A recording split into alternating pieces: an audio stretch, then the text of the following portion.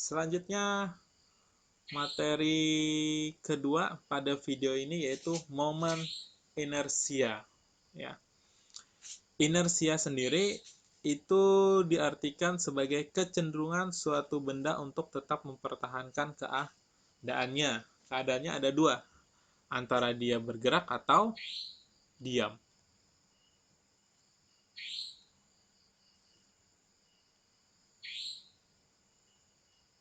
Ya, tuh. Kecenderungan benda untuk mempertahankan keadaannya. Maksudnya kalau dia bendanya bergerak akan tetap terus bergerak, ya. Tuh. Karena dia berusaha mempertahankan posisinya, ya, akan tetap terus bergerak selama tidak ada gaya luar yang mempengaruhinya. Atau benda yang diam akan tetap terus diam selama tidak ada gaya luar yang mempengaruhinya. Itu dia inersia. Sedangkan momen inersia yaitu merupakan ukuran kecenderungan benda untuk mempertahankan posisinya atau gerak rotasinya. Jadi momen inersia di sini lebih fokus pada gerak rotasinya, ya. Jadi ukuran kecenderungannya atau besar kecenderungan dari benda untuk mempertahankan posisi gerak rotasinya. Seperti itu. Nah, dalam momen inersia ada dibagi menjadi dua bagian, yaitu momen inersia partikel dan momen inersia benda tegar. Yang pertama dulu momen inersia partikel yang kita bahas. Jadi, momen inersia I, jadi momen inersia disimbolkan dengan I. Momen inersia I, suatu partikel, didefinisikan sebagai hasil perkalian antara massa M dengan kuadrat jarak R terhadap sumbu putarnya. Nih contohnya ya, gambarnya. Ada benda bermassa M ya dengan jarak R terhadap porosnya. Porosnya ini ya, sumbu poros ini. Poros. Nah, inersianya I sama dengan M dikali R pangkat 2. Di mana I adalah momen inersia dengan satuannya kilogram meter pangkat 2, M adalah massa dengan satuannya kilogram, dan R adalah jarak dengan satuannya meter. Artinya jarak benda terhadap titik poros ya. Nih, jarak benda terhadap poros. Itu R ya. Yang ini untuk satu buah partikel. Bagaimana kalau ada lebih dari satu buah partikel? Di sini ada partikel 1, M1, partikel 2, M2, partikel 3, M3. Dengan jarak masing-masingnya R1, R2, dan R3. Maka inersianya yaitu tinggal kita tambahkan semuanya. M1 dikali R1 pangkat 2 ditambah M2 kali R2 pangkat 2 ditambah M3 kali R3 pangkat 2 ditambah seterusnya kalau dia lebih dari satu buah partikel lagi. Oh, satu buah, 3 buah partikel ya. Ya, di sini ada M4, sini ada M5, sini ada M6 dan seterusnya misalnya. Maka ini tinggal tambahkan aja M4 dikali R4 pangkat 2 ditambah M5 dikali R5 pangkat 2 dan seterusnya seperti itu. Nah, dalam inersia ini arah putarannya tidak bernilai positif negatif ya. Tuh, tidak ada nilai seperti itu. Jadi mau dia ke kanan arahnya, arah putarannya, atau searah jarum jam atau berlawanan arah jarum jam, nilainya semuanya positif. Jadi langsung tinggal ditambahkan semua sini ya. Makanya sini tidak ada nilainya negatif. Itu untuk momen inersia. Jadi kalian tidak perlu memperhatikan arah geraknya. Cukup nilainya berapa, M-nya berapa, dan jaraknya berapa. Ya, sudah cukup. Tuh. Ini contohnya. 3 buah partikel bermassa masing-masing M, 2M, dan 3M diletakkan seperti pada gambar. Momen inersia sistem terhadap sumbunya, berarti Y sebagai titik poros. Garis Y adalah poros. Ini poros. Garis Y. Ya. Putarannya seperti apa? Ya terserah kita. Ini misalnya dia searah dengan jarum jam. Jadi kita mulai dari diketahui dulu. Diketahui. Oh, ini M1 itu M, M2 itu 2M, M3 itu 3M. Ya. Jadi ini kita kasih tanda aja sudah. M1, M2, M3. Ya. Berarti yang ini, yang AA ini adalah jaraknya terhadap poros ini ya. Jadi R1-nya M1 terhadap sumbu Y. Jaraknya berarti 2A. Sekarang R2. Kita lihat. M2 dia berada pada posisi sumbu Y, tetap tepat di garis sumbu Y. Artinya tidak ada jarak antara M2 dengan sumbu Y. Maka di sini jaraknya R2 adalah 0. Sedangkan M3, R3 ini jaraknya adalah A ya, ini jaraknya. Oke, R3 adalah A. Yang ditanyakan adalah momen inersia sistem. Berarti sigma I ya, karena di sini ada lebih dari satu buah inersia. Jawab.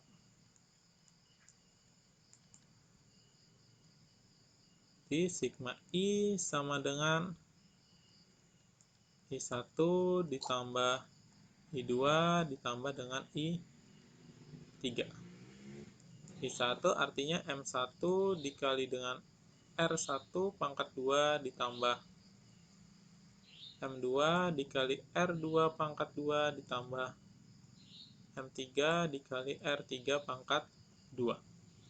M1 nilainya M kali R1-nya 2A pangkat 2 ditambah M2-nya 2M kali R2-nya 0 pangkat 2 ditambah 3M dikali R3-nya A pangkat 2.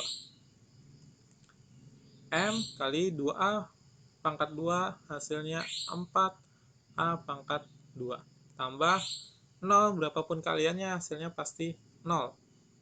Tambah 3M A pangkat 2. Ini jadinya 4M A pangkat 2 ditambah dengan 3M A pangkat 2. Maka hasilnya menjadi 7M A pangkat 2. Nah, itu jawabannya ya, 7A pangkat 2. Nah, kalau ini untuk momen inersia partikel. Selanjutnya, momen inersia benda tegar. Ya. Didefinisikan sebagai jumlah momen inersia setiap partikel benda tersebut. Ya, tuh. Jumlah momen inersia setiap partikel tersebut. Jadi, suatu benda itu kan terdiri dari beberapa partikel ya, atau beribu-ribu partikel ya. Misalnya ini benda. Ya, kita anggap benda sembarang deh. Ya, kita ambil porosnya di sini misalnya, garis porosnya. Nah, benda ini kan dia ada terdiri dari banyak partikel. Nah, partikelnya tersusun di sini. Ya. Yang tersebar di benda tersebut.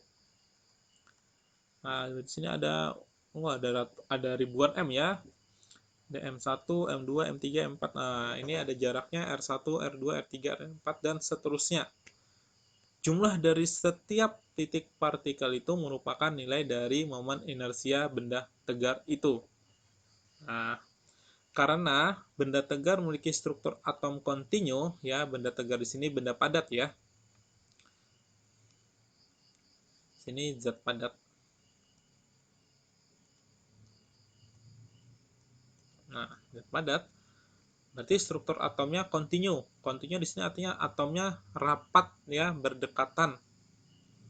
Nah, kita ambil dia kalau struktur atom zat padat. Kalau ingat materi sebelumnya kan seperti ini. Nah, atom-atomnya saling berdekatan, sangat rapat. dan tersusun teratur, ya, untuk zat padat. Nah, ini disebut dengan kontinu, ya, struktur atom kontinu.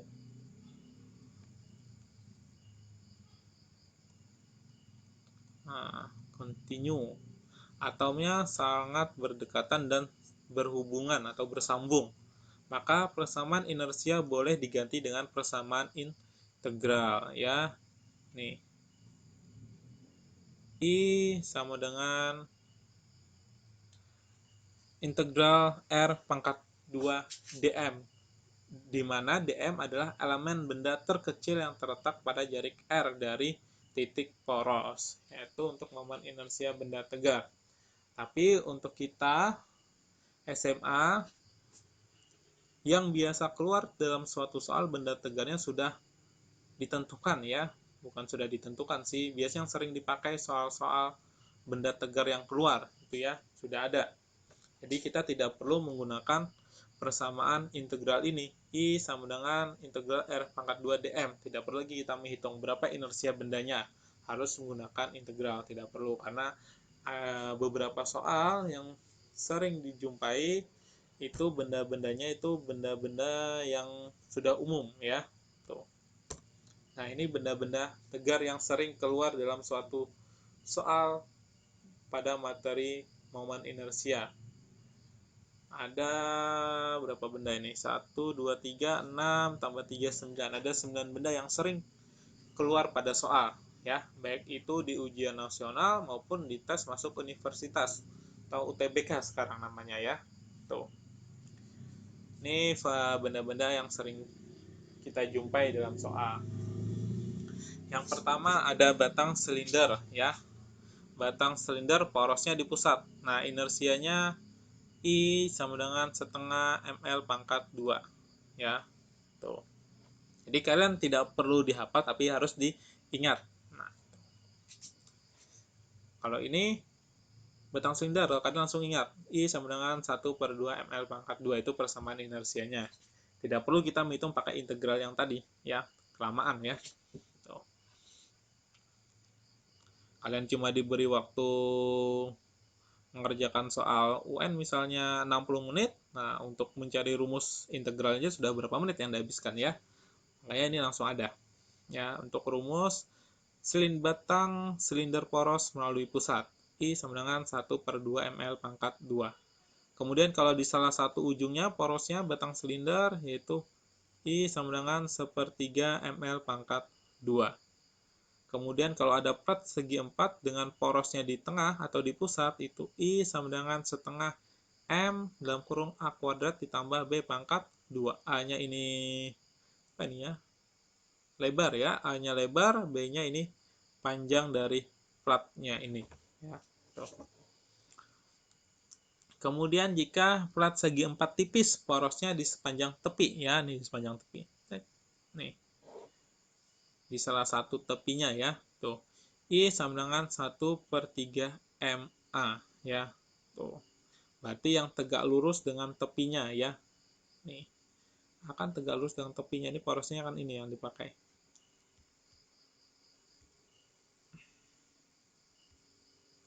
Nah, ini porosnya yang ini. Sedangkan di sini ada variabel A ini tegak lurus dengan porosnya ini, ya, garis porosnya tadi. I sama dengan 1/3 MA. Jadi misalnya porosnya diganti di bagian A, berarti I sama dengan 1/3 MB. Seperti itu. Kemudian untuk silinder berongga tebal, ya. Ini berongga tebal silindernya, ya. Kenapa berongga tebal? Karena di sini ada R1 dan R2, jari-jari lingkaran dalam dan jari-jari lingkaran luar. Dengan porosnya ini, ya, di pusat sini, ya, porosnya, ya. Itu I sama dengan setengah M dalam kurung R1 pangkat 2 ditambah R2 pangkat 2. Kemudian ada silinder pejal, ya. I sama dengan setengah MR pangkat 2. Kemudian ada silinder tipis berongga. Nah, ini silinder tipis berongga. Walaupun ini gambarnya hampir mirip, ya. Cuma ini kita analogikan bahwa ini silinder tipis berongga, maka inersianya I sama dengan mr pangkat 2. Kemudian bola pejal itu I sama dengan 2/5 mr pangkat 2. Dan bola tipis berongga I sama dengan 2/3 mr pangkat 2. Nah, ini nilai dari rumus momen inersia benda tegar yang sering keluar dalam soal. Jadi kalian tidak perlu menghafal, tapi cukup mengingat semua rumusnya. Kita lanjut. Contoh soalnya, tentukan inersia sebuah batang homogen bermasa 2 kg dengan panjang 1 meter. Dirotasikan melalui pusat massa. Ya. Ini kata kuncinya ada silinder batang homogen. Batang homogen ya, berarti ini silinder ya. Silinder dengan porosnya melalui pusat, berarti inersianya I sama dengan setengah M L pangkat 2. Nah, sudah tahu kan kita? Sudah ingat anunya. Rumus momen inersianya, berarti tinggal penyelesaiannya ya. Berarti sini diketahui. Masanya 2 kg. Ini sudah SI, kemudian panjangnya L-nya 1 meter. Ya. Yang ditanyakan itu inersianya, I-nya. Jadi tinggal kita jawab. I sama dengan 1/2 ml pangkat 2. Jadi 1/2 dikalikan 2 dikalikan 1 pangkat 2.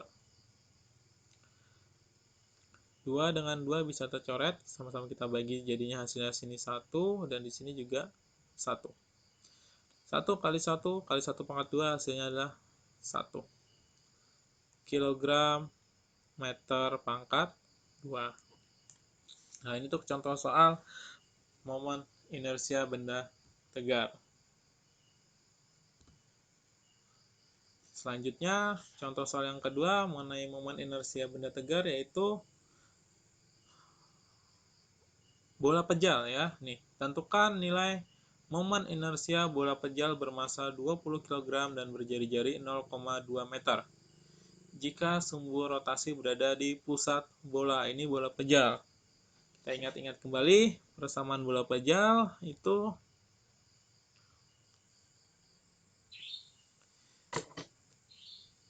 I sama dengan 2/5 mr pangkat 2. Ya.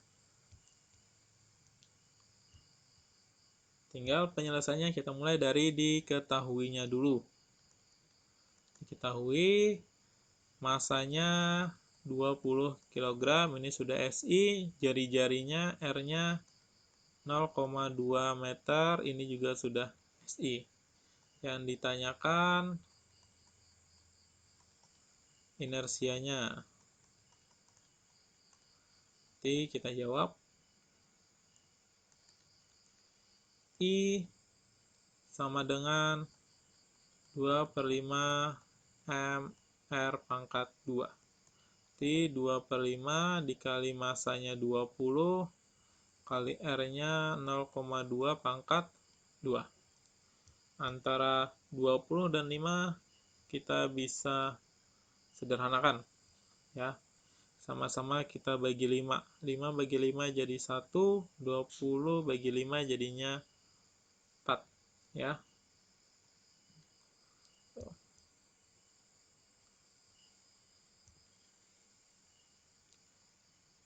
Sama dengan berarti 2 dikali 4 kali 0,04. 2 kali 4, 8. 8 kali 0,04 menjadi 0,32 kg meter pangkat 2. Nah, ini jawabannya. Untuk contoh soal yang kedua.